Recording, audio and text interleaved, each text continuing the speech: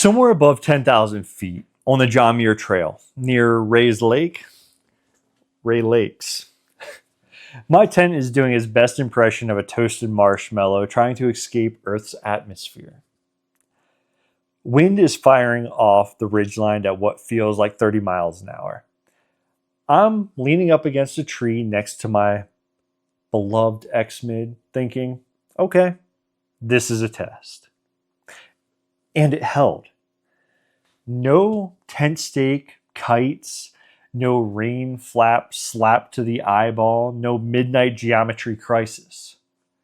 Let me show you why this shelter earns its reputation.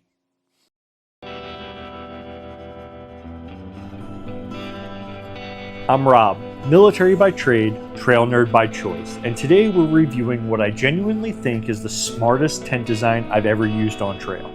The Durston Gear X-Mid 2P trekking pole tent.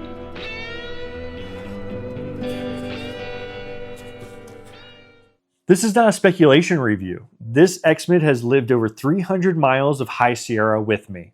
Snow at Muir Lake, wind chaos at Ray Lakes, and the heat of the High Sierra Trail. No sponsorship, no script, just real miles. Here's what actually matters. And what's hype? The X-Mid is a trekking pole supported, true double wall, 2-doored backpacking tent. It's designed with geometry first, not just fabrics. The poles are offset, so you're not crawling around them to get in and out of the tent. The fly pitches first, so the inner stays dry when setting up in storms, which is huge when your group is throwing up camp at Guitar Lake under thunder and lightning. The floor is a true rectangle, no coffin taper, which means that one person and your gear leaves a lot, like a palace worth of space, remain. The walls are steep and they stay taut because the canopy is polyester, not nylon, that sags when it's wet. These aren't marketing bullet points. You feel them immediately on trail. Muir Lake, August 24th. It snowed. Light Sierra powder at sunrise. The X-Mid stayed tight, no fabric sag, and even without a solid inner, it cut the wind and maintained warmth extremely well. Fast forward to Ray Lakes, the wind hammered the tent all day and all night. No pole collapse, no stake failure. Fast forward again to Guitar Lake. Thunder and lightning for hours the evening before summiting the highest peak in the lower 48. This tent held perfectly, shedding water and wind alike. And finally, the High Sierra Trail in July. Way too hot. I opened both peak vents, rolled and magnet clipped both doors, and this shelter turned into a stable, airy cross breeze. It was never stuffy. Snow, wind, rain, heat. The same tent. That's why I trust it. Here's what the X-Mid absolutely nails. Simple pitch. 4 stakes minimum, your trekking poles, and tension.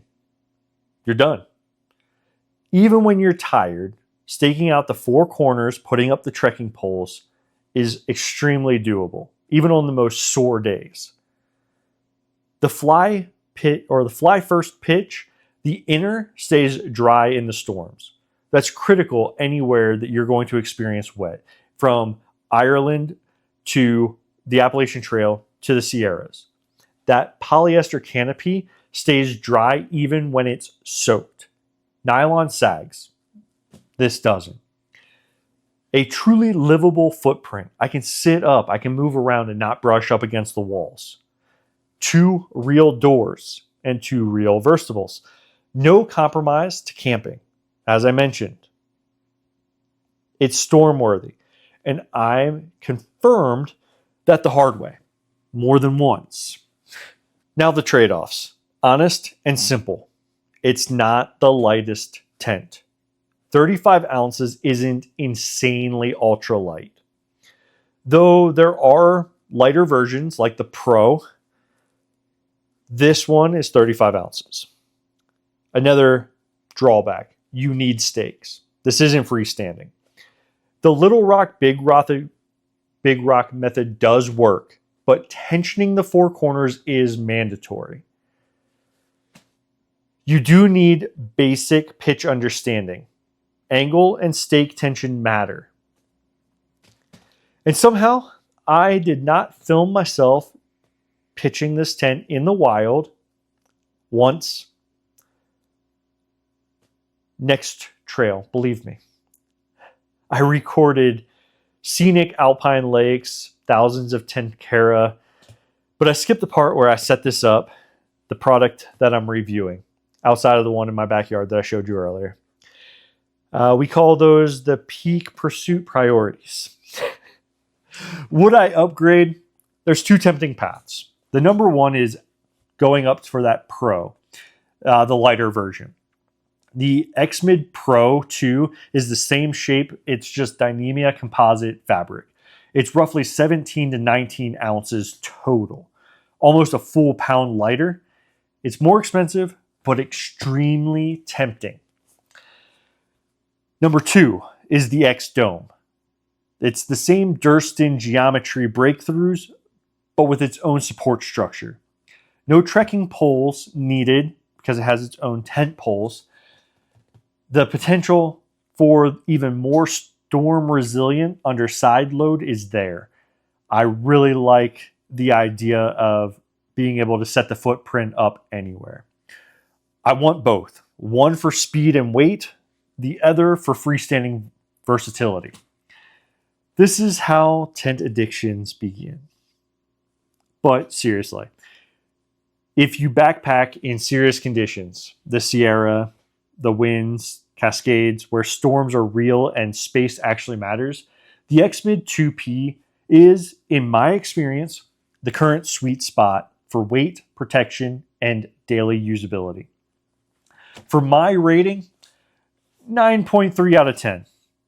The only reason it's not higher, I've seen the Pro specs, and I hate how curious I am about dropping a full pound. No, seriously, this is a 10 out of 10 for the class it's in. For weight, for trekking pole tents, this is a 10 out of 10. Hands down, I can't find a better tent.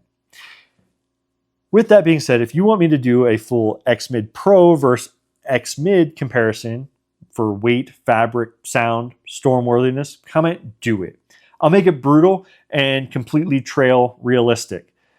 For the next episode, we're going from shelter to footwear. Until then, sleep warm, stake solid, and pursue your peak.